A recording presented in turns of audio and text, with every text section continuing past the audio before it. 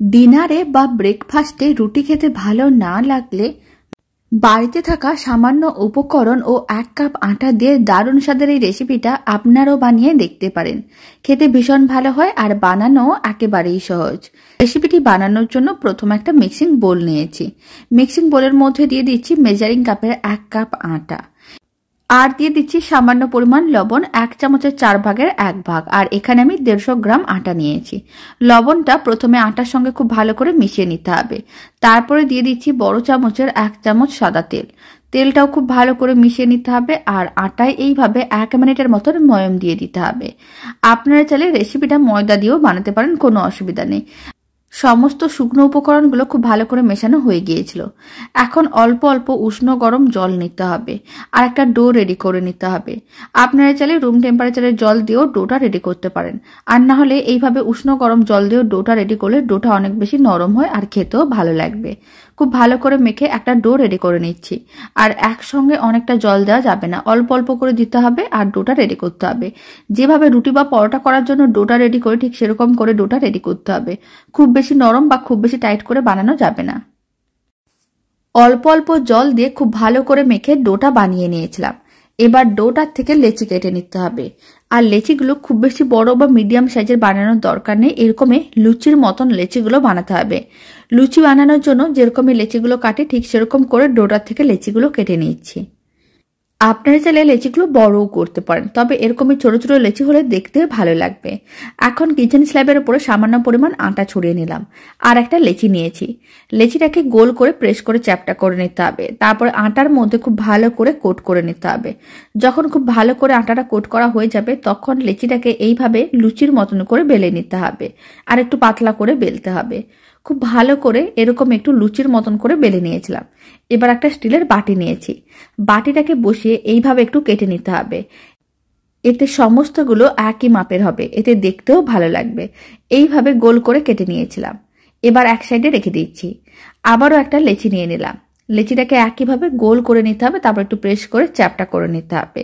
আর যে আটাটা ছড়ানো আছে আটার মধ্যে একটু কোট করে নিতে হবে, তাহলে বেলতে সুবিধা হবে। তারপরে আবারও একইভাবে লুচির মতন করে বেলে নিচ্ছি। যখনই লুচির মতন করে বেলা হয়ে যাবে আর খুব বেশি মোটা রাখা যাবে না, একটু পাতলা করেই বেলে নিতে হবে। এইভাবে একটু পাতলা করে বেলে নিয়েছিলাম। একইভাবে একটা স্টিলের বাটি নিয়েছি। বাটিটাকে বসিয়ে এইভাবে গোল করে একটু কেটে নিতে হবে যাতে একই মাপের হয়, এতে দেখতে বেশ ভালো লাগবে। তবে আপনারা যদি চান নাও কেটে নিতে পারেন, এইভাবে লুচির মতন করে বেলেও করে নিতে পারেন। বাকিগুলো একইভাবে রেডি করে নিচ্ছি। তারপরে আমি আপনাদের একসঙ্গে দেখাচ্ছি। সমস্ত লেচিগুলো একইভাবে করে রেডি করে নিয়েছিলাম, মানে প্রথমে বেলে নিতে হবে, তারপরে বাটিটাকে বসিয়ে গোল করে কেটে নিতে হবে। এতে সমস্তগুলো একই মাপের হবে। এক সাইডে রেখে দিচ্ছি। এদিকে একটা মিক্সিং বোলের মধ্যে 200 গ্রামের মতন চিকেন কিমা নিয়েছি। স্বাদ অনুযায়ী লবণ দিয়ে দিলাম 1 চামচের 3 ভাগের 1 ভাগ। আর আমি দিয়ে দিচ্ছি একটা বড় সাইজের কুচনো পেঁয়াজ, 4 চামচের 1 চামচ আদা রসুন বাটা, খুব বেশি দেওয়ার দরকার নেই, তাহলে গন্ধ করতে পারে। আর আমি দিয়ে দিচ্ছি সামান্য পরিমাণ কুচনো ধনেপাতা। ধনেপাতা পছন্দ না হলে নাও দিতে পারেন। আর আমি 1 টুকরো বাটার দিয়ে দিলাম, এতে খেতে বেশ ভালো লাগবে। আর আমি এখানে চিজের স্লাইসগুলো 2টো নিয়েছি। 2টো চিজ স্লাইস নিয়ে এইভাবে একটু ছোট ছোট টুকরো করে দিয়ে দিতে হবে। চিজটা একেবারে অপশনাল, আপনারা চাইলে দিতেও পারেন নাও দিতে পারেন। তবে এই রান্নাটি বানানোর সময় চিজটা দিলে খেতে অনেক বেশি ভালো লাগবে, আর ছোটরা তো খুবই পছন্দ করবে। ছোট বড় যে কেউ এই রেসিপিটা একদিন হলো বানিয়ে দেখতে পারেন। আশা করি আপনাদের সবার খুবই ভালো লাগবে। আর আমি 4 চামচের 4 ভাগের 1 ভাগ দিয়ে দিলাম গোলমরিচের গুঁড়ো। আপনারা চাইলে কুচনো কাঁচা লঙ্কাও দিতে পারেন, এতে ঝালটা একটু বেশি মনে হতে পারে, তাই আমি এখানে অল্প একটু গোলমরিচের গুঁড়ো দিয়ে দিলাম। সমস্ত কিছু একসঙ্গে খুব ভালো করে মিশিয়ে নিতে হবে। সমস্ত কিছু একসঙ্গে যখন খুব ভালো করে মেশানো হয়ে যাবে তখন এইভাবে কিছুটা করে মিশ্রণ নিয়ে নিতে হবে। তারপরে এক সাইডে করে নিতে হবে। এখন আমি যে লুচির মতন করে বেলে রেখেছিলাম সেখান থেকে একটা লুচির মতন নিয়ে নিলাম। আর চিকেনের পুরটা এইভাবে একটা সাইডে খুব ভালো করে রেখে দিতে হবে। আপনারা কম বেশি পুরও করতে পারেন, আপনারা চাইলে আরো বেশি করেও পুর দিতে পারেন, নাহলে কম করেও পুর দিতে পারেন। এইভাবে একটা সাইডে রেখে দিলাম। এবার উল্টো দিকটাকে খুব ভালো করে আটকে নিতে হবে।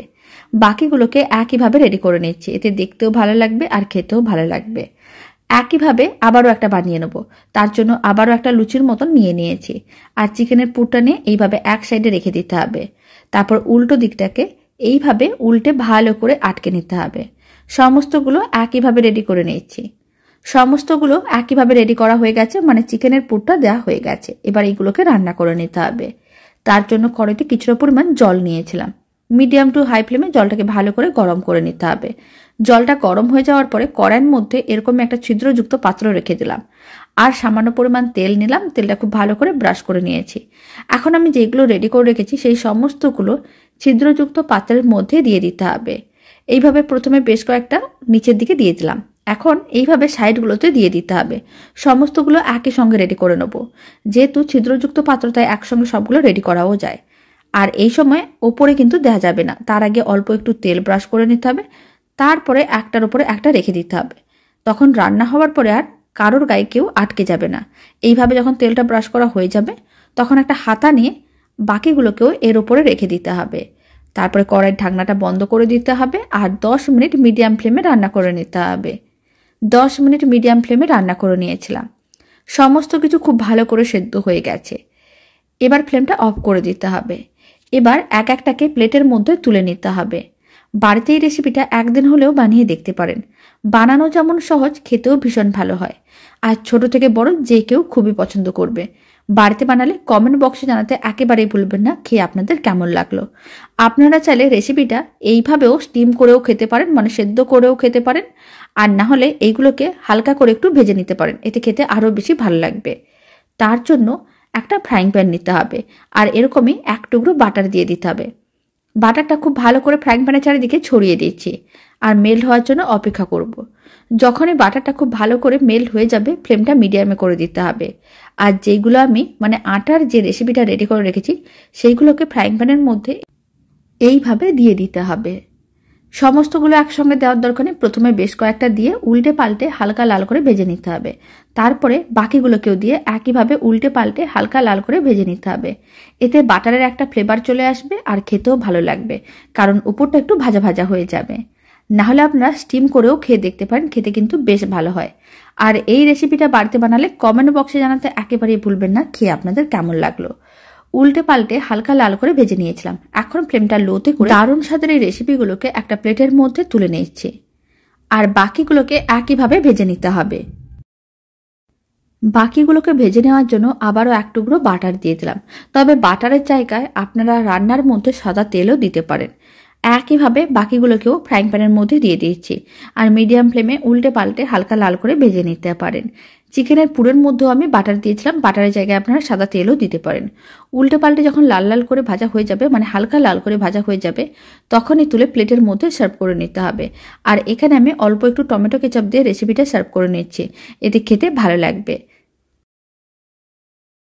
সমস্তগুলো রান্না করা হয়ে গেছে। এবার একটা প্লেটের মধ্যে সার্ভ করে নিচ্ছি।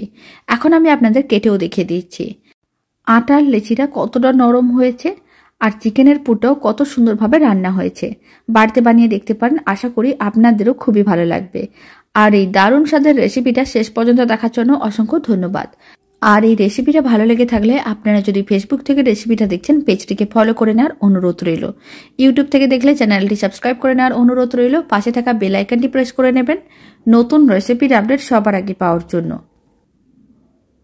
তো চলুন, ভিডিওটা আমি এখানে শেষ করছি।